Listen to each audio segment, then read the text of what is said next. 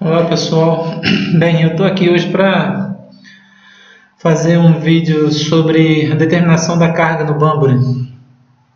No vídeo anterior eu mostrei como é que se chegava a uma formulação, né, desse tipo aqui, ou seja, o que significava esse 100 PHR, né, ou seja, como é que representa uma formulação em PHR, tá? E aí, agora a gente vai partir de uma situação dessa aqui. Determine a carga de um Banbury de 270 litros, considerando o fator de preenchimento de 83%. Como eu falei, hoje em dia os Banburys, né, são especificados de acordo com o volume da câmara. Quanto cabe ali dentro daquele Banbury, né? Tem Banburys menores, tem Banburys maiores, e a gente tem aquela formulação. Como é que eu transformo aquela formulação numa determinada carga ali, né? Ou seja, numa quantidade de material que seja trabalhada de forma adequada, né? Vamos supor, um banco de 270 litros, se eu colocar 50 litros ali, obviamente que certamente vai ser algo bastante inaceitável, né? Bastante improdutivo. Eu tenho que aproximar desses 270 litros, né? E o quanto se aproxima vai ser exatamente dependente desse fator de preenchimento que está aqui, de 83%. Isso quer dizer o quê? Eu vou multiplicar esse 270 por 83%, para daí eu ter o volume real, porque o Banbury normalmente ele não é completamente, digamos assim, enchido até o sua capacidade teórica, tá? Então é exatamente esse fator de preenchimento aí que vai determinar essa distância. Então vou já colocar aqui o 0,83 vezes 270. Então vai ser 224,1 litros. O volume real, 224,1 litros. O volume que a gente vai se basear aí, tá? Exatamente porque esse fator de preenchimento ele é o limitador em relação a esse volume máximo especificado. Então, vamos voltar aqui para a formulação que a gente tem, né? Como é que eu transformo essa formulação naqueles 224 lá, né? Então, eu já coloquei aqui do lado uma coluna de densidade, porque a gente vai precisar para chegar no volume, né? Porque eu tenho uma coisa aqui em PHR. E PHR a gente viu que está associado à massa, né? Então, já para começar aqui, eu vou transferir essa quantidade exata aqui para o lado e vou colocar uma quantidade equivalente em quilograma, tá? Porque a gente falou que o PHR é o quê? 5 partes por 100 de borracha, no caso aqui óxido de zinco, 5 partes por 100 partes de borracha, porque a borracha sempre vai ser o 100. Né? Então o enxofre, 2,25 partes por 100 partes de borracha, mas isso tudo em massa. Então eu posso, como ponto de partida, considerar quilogramas, assim como eu poderia considerar libra-massa, né? Porque a proporção é o que importa. Né? E também poderia, claro, multiplicar por 2 aqui, colocar 200, em vez de colocar 5, colocar 10, em vez de colocar 12, colocar 4, ou seja, desde que eu mantivesse a proporção. Então, a melhor maneira possível de partir, considerando uma massa, é exatamente pegar exatamente a quantidade que está lá em PHR e transformar em quilograma, tá? Agora, o que eu posso fazer aqui? Eu posso somar essas massas, colocar aqui igual a soma e saber essa massa total equivalente aqui. Então, considerando que aquelas massas ali são em quilograma, como a gente fez essa consideração de ponto de partida, eu teria uma massa total, né? Vou colocar aqui o nome, massa total disso aí, tá? Então, esse aí, o nosso ponto de partida seria esse.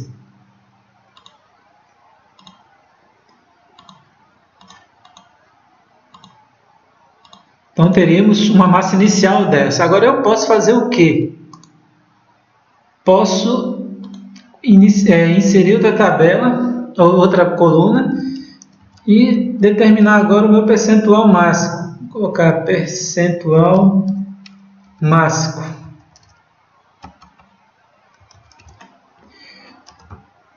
Ou melhor, fração máxima é melhor. Que aí já vai... Não precisa do 100 lá. Fração máxima.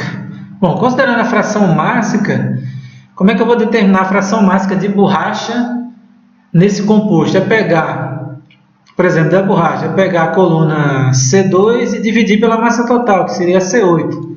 Então, eu vou colocar aqui a fórmulazinha igual a C2 dividido.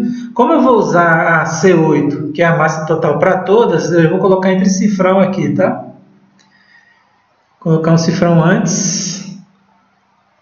Colocar o C, cifrão 8.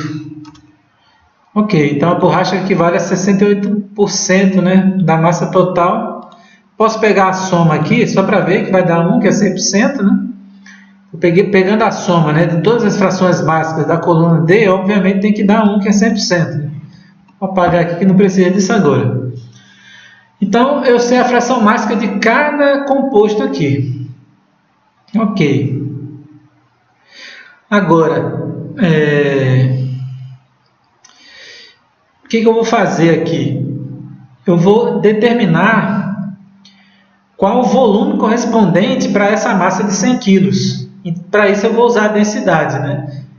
Então, se a densidade é massa sobre volume, né? Então, para eu achar o volume, eu vou pegar a massa e dividir pela densidade. Então, eu vou colocar aqui volume em litros. Deixa eu só dar uma arrumada aqui. Pronto.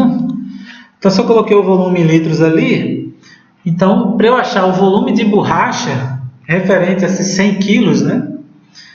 Então, eu vou pegar o quê? Igual a o C2, que é a massa, dividido por E2, que é a densidade. Então, eu achei o volume correspondente ali. E agora, eu fazendo para os outros aqui, é só baixar, né? Vou centralizar, eu acho o volume de todos. Deixa eu ver aqui qual é o tamanho da letra. 14, né? Página inicial. 14.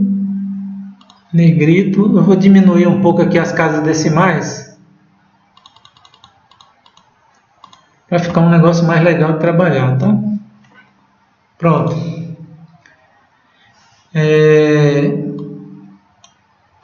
E agora eu vou pegar o volume total. Então, o volume total é o quê? A soma de todos. Então, só para fazer uma recapitulação aqui. Eu tenho uma quantidade aqui que eu considerei como a massa inicial do Banbury. Então, é só transformar o pHr em quilos. E eu tenho a densidade, que é um valor característico de cada material, né? Está em quilograma por litro, exatamente para quê? Para facilitar a transformação em litros. Normalmente, a gente vê a densidade em grama por centímetro cúbico. Mas o legal é que ela corresponde exatamente a quilograma por litro. Então, isso quer dizer o que? Se um material tem 1 kg por litro, ele tem 1 grama por centímetro cúbico. Então, as unidades elas equivalem aí, tá? Então, a mesma quantidade de quilos por litro é a de gramas por centímetro cúbico, ok? Bem, então eu tendo essa densidade, que é um dado de cada material, né? Cada borracha tem a sua densidade, o óxido de zinco tem a sua densidade, cada um tem um dado que normalmente os fornecedores de matéria-prima vão te dar isso. Se ele não te der, você pode consultar isso na internet, facilmente você encontra. Então, a gente partindo da condição de que a formulação que é dada em pHr, ela é um dado, digamos assim, relativo à massa, eu posso chamar como ponto de partida cada número daquele pHr como um valor máximo, e quilograma, que é o nosso alvo aqui, como eu poderia considerar qualquer outra unidade, gramas, libra-massa, etc. Beleza. Então, tendo essa quantidade em massa e tendo a densidade, eu posso achar o volume referente àquela massa inicial que eu estou considerando ali. Então, para 100 kg de borracha, eu tenho um volume de 108,7 litros. Para 5 kg de óxido de zinco, eu tenho um volume de 0,89 litros. Ok? Porque aí eu fiz o quê? Olha só, C2 sobre A2, no caso da borracha. Eu peguei a massa dela e dividi pela densidade dela. Quando eu vou para o óxido de zinco, C3 sobre A3. Então, a massa do óxido de zinco dividida pela densidade do óxido de zinco. Ok, então agora eu vou achar o volume total correspondente a esses volumes individuais aí. Então, eu vou aqui fazer um copiar e colar. Eu estou copiando a soma, né? Ok, então só para dar uma conferida aqui, é a soma de F2 até F7. Então, esse aqui é o volume total, referente àquelas massas ali. Beleza. Então, se eu tenho a massa total e tenho o volume total, eu acho a densidade do composto. Achei a massa total do composto, eu achei o seu volume correspondente. Então, eu posso aqui achar a densidade do composto. Tá? Então, a densidade do composto ela é igual ao quê? A coluna C8 dividido pelo F8, que é o volume total. Então, aqui a gente tem a densidade do composto. Vou dar uma formatadinha aqui. Colocar uma letra maior. E vou diminuir as casas decimais, tá? Para ficar melhor aqui também, vou colocar um D só, densidade do composto. E aqui eu vou diminuir as casas decimais. Ok. E aqui, obviamente, que é quilograma por litro, né? Quilogramas por litros.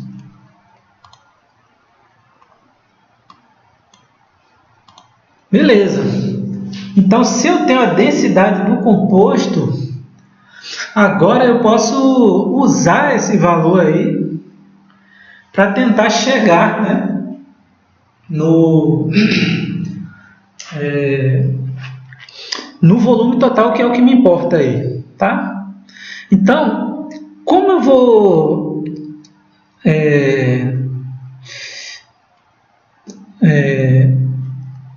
partir agora? Qual é o meu próximo passo aqui? Meu próximo passo é o seguinte: eu tenho que saber qual o volume que eu vou usar. E esse volume eu já sei.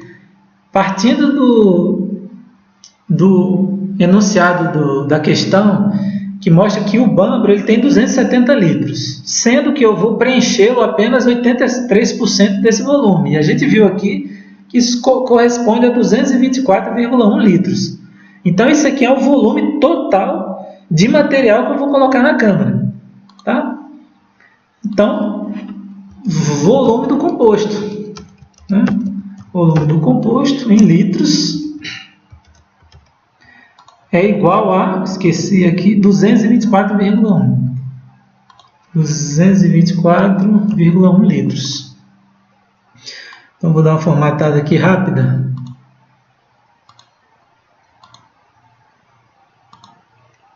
Ok, eu tenho o volume e tenho a densidade. Eu tenho o volume do composto e tenho a densidade do composto. Então, o que eu posso fazer? Eu posso achar a massa do composto, né? Então, densidade é igual a massa sobre volume. Então, o que é massa? É densidade vezes volume. Então, eu vou descobrir agora que a massa do composto em quilogramas é igual ao quê? A densidade vezes o volume. Então, ela é o quê? A C10 igual a C10 vezes C11. Beleza.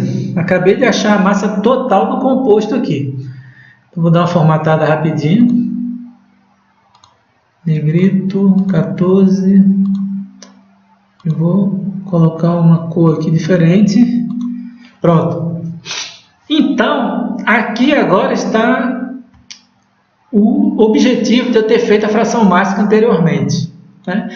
Então, se eu sei a massa total do composto e sei o percentual mássico de cada um, agora para eu achar qualquer um deles é só multiplicar, né? Se eu sei a massa total e sei o percentual máximo de cada um deles, se eu multiplico esse pelo total, eu vou achar a massa de cada um. Então, vou gerar uma massa de cada componente.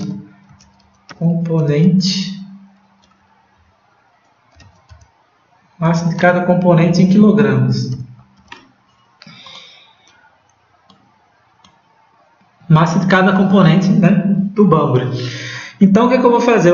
Para achar o da borracha, eu vou multiplicar aqui D2 igual a D2 vezes massa total do composto, que é o quê? O C12. Sendo que, como o C12 vai valer para todos, eu vou colocar entre cifrões aqui, tá? Que ele não vai mudar. Ele é uma constante. O único que vai mudar é o D, né? Ou seja, o D2 vai mudar para o D3, para o D4, quando eu quiser a massa de cada um. Então, se eu arrastar aqui, eu acho a massa de cada componente. Se eu pegar a soma, eu acho uma massa igual a que estava aqui embaixo, né? Então, deixa eu dar uma formatada. 14. E agora eu vou diminuir as casas decimais para ficar um pouquinho melhor. Vou botar um negrito. E aqui eu acabei de achar a massa de cada componente que eu vou alimentar no bambre, ok? Vamos recapitular como é que eu fiz essa última parte aqui, ó. D2, que é o percentual máximo de borracha multiplicado pela massa total, né? Então, se eu sei que a massa total é 244,48 quilos, e eu sei que nessa massa total, que é o composto, 68,9% é de borracha, então eu vou ter que multiplicar esse percentual máximo, essa fração máxima, pela massa total, né?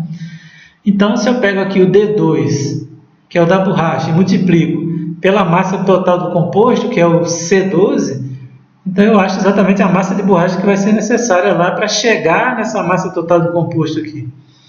Agora, para eu achar o do óxido de zinco, mesma coisa, D3 vezes C12.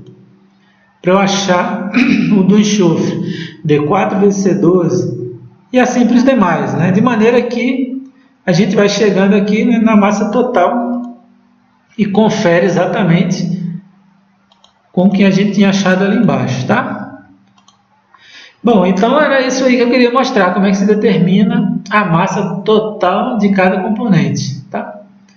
Então, se alguém tiver dúvida, é só dar uma olhada aí com bastante cuidado, que eu achei bom mostrar no Excel exatamente, porque a pessoa tem uma ideia mais prática e ver como é bastante útil, né, a utilização do Excel, né?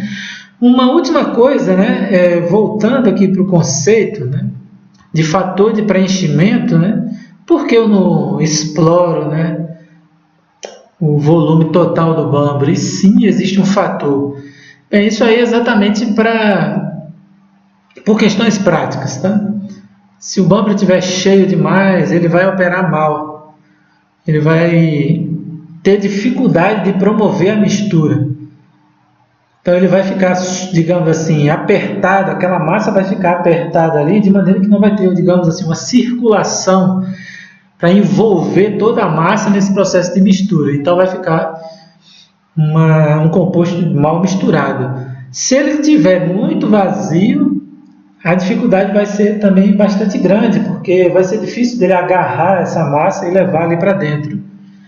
Sem falar também, né, na perda de produtividade do processo, né, porque você tem que otimizar, né, a capacidade de cada equipamento. Para que eu vou comprar um bambre de 270 e processar 100 quilos, 100 litros por batelada? Não faz sentido, né? Agora, como é que eu vou saber esse fator? Bem, eu coloquei um gráfico ilustrativo aqui, que é um razoável ponto de partida.